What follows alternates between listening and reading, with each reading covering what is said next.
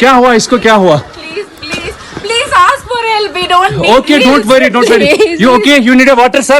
Sir, we'll manage. Just ask for help. Please, Okay, cut you short. first you give the hands Please, water, yes. drop of water. Take a drop of water, sir, please. Please. पूरी खाली थी, मेरा पति side में था, एक इंसान आया, उसने उसको गोली मार दी। यहाँ पे उसने बोला कि ये शायद मुस्लिम नहीं है, उसने उसको गोली मार दी। कश्मीर के पहलगाम में टूरिस्ट से नाम पूछा गया और फिर उसके सिर पे गोली मार दी गई। 2019 के पुलवामा के बाद यह सबसे बड़ा आतंकी हमला है और सबसे ज्यादा डरावना भी। पहलगाम में जो हुआ है वो सिर्फ एक आतंकी हमला नहीं है, वो एक बहुत साफ संदेश है, डर फैलाने का, देश की छवि को चोट पहुंचाने का और इंसानियत को शर्मसार करने का।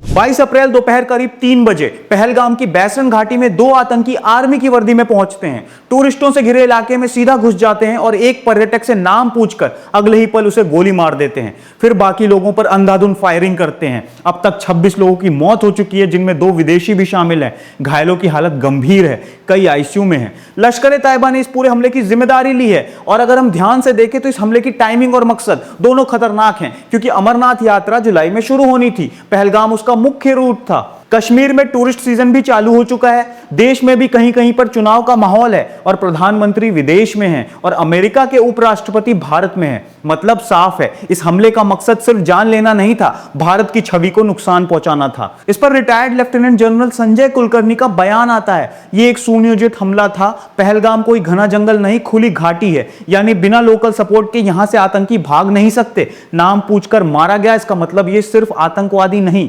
टारगेटेड हेट क्राइम भी है। आपको बताते हैं हमले से पहले क्या क्या हुआ था। 12 अप्रैल को अखनूर में एक जेसीओ शहीद हो गए थे। 15 अप्रैल को एलओसी पर लगातार घुसपैठ होता है। कठुआ में एक महीने में 3 इनकाउंटर होते हैं। 18 मई 2024 को भी टूरिस्ट कपल पर फायरिंग हुई थी। यानी कश्मीर में टेरर एक्टिविटीज धीरे धीरे दोबारा प्लान हो रही थी और अब उसका ब्लास्टिंग पॉइंट बना पहलगाम। नेताओं की प्रतिक्रियाएं भी सब एक जैसी हैं। पीएम मोदी, हम बख्शेंगे नहीं। अमित शाह श्रीनगर पहुंच चुके हैं, सख्त कदम उठेंगे।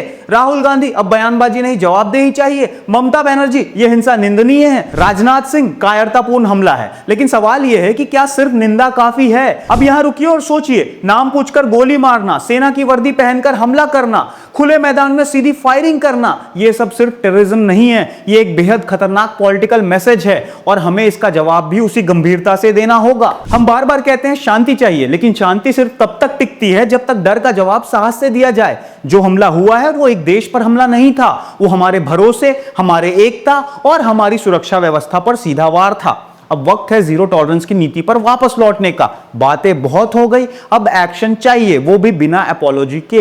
अब आप बताइए, क्या कश्मीर में सिर्फ टूरिज्म बढ़ाना काफी है, या जो लोग टूरिस्ट से नाम पूछकर गोली मार रहे हैं उनके लिए कोई परमानेंट इलाज निकालना चाहिए? कमेंट में बताइए कि अब हमें टफ कश्मीर पॉलिसी की तरफ लौटना चाहिए। वीडियो को शेयर कीजिए और चैनल को सब्सक्राइब कीजिए। यह था नो नॉनसेंस, मुद्दे की बात बिना बकवास।